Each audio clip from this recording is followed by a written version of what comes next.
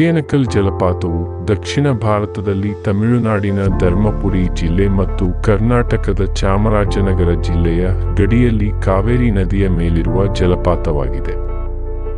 ಇದು ಧರ್ಮಪುರಿಯಿಂದ 46 ಮತ್ತು ಚಾಮರಾಜನಗರದಿಂದ 199 ಕಿಲೋಮೀಟರ್ ದೂರದಲ್ಲಿದೆ.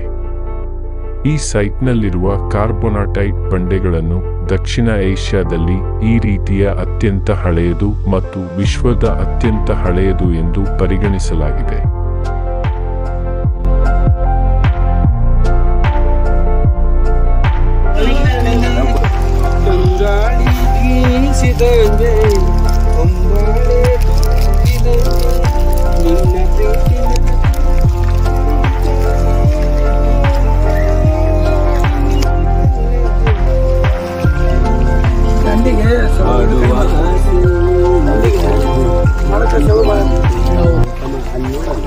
ಕಾವೇರಿಯು ದಕ್ಷಿಣ ಭಾರತದ ಪಶ್ಚಿಮ ಘಟ್ಟಗಳಲ್ಲಿನ ಬ್ರಹ್ಮಗಿರಿ ಬೆಟ್ಟಗಳಲ್ಲಿರುವ ತಲಕಾವೇರಿಯಲ್ಲಿ ರೂಪುಗೊಳ್ಳುತ್ತದೆ ಎಂದು ಪರಿಗಣಿಸಲಾಗಿದೆ ಮತ್ತು ಭೂಮಿಯು ಎತ್ತರದಲ್ಲಿ ಇಳಿಯುವುದರಿಂದ ವೇಗವನ್ನು ಪಡೆಯುತ್ತದೆ.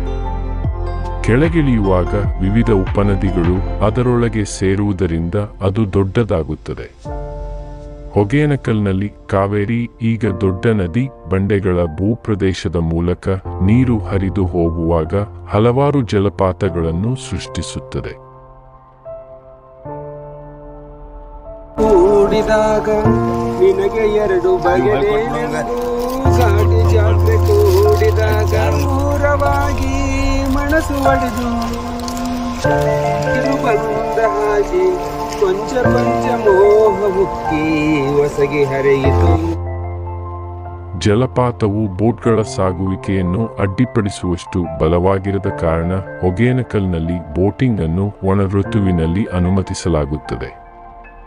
ದೋಣಿ ನಿರ್ವಾಹಕರಿಗೆ ಇದು ಮುಖ್ಯ ಆದಾಯದ ಮೂಲವಾಗಿದೆ.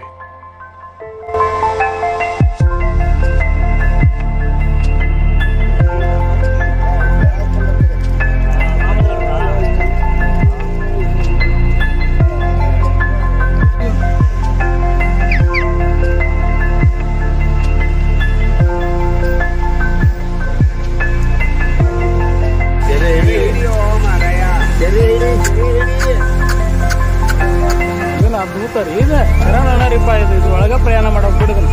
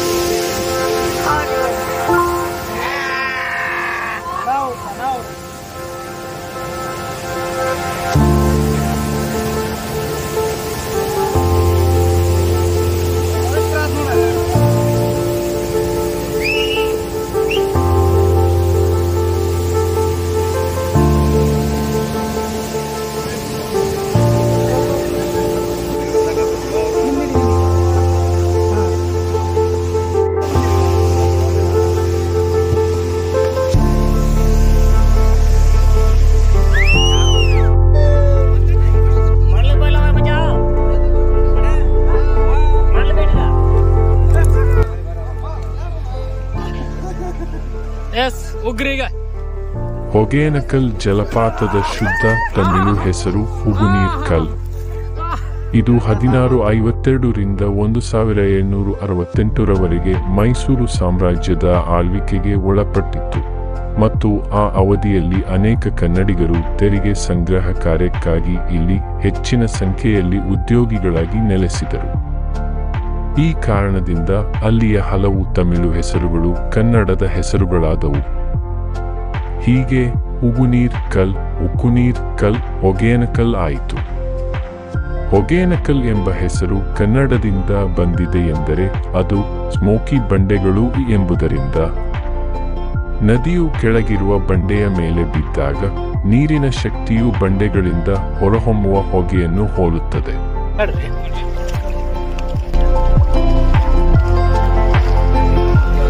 ಸೂಪರ್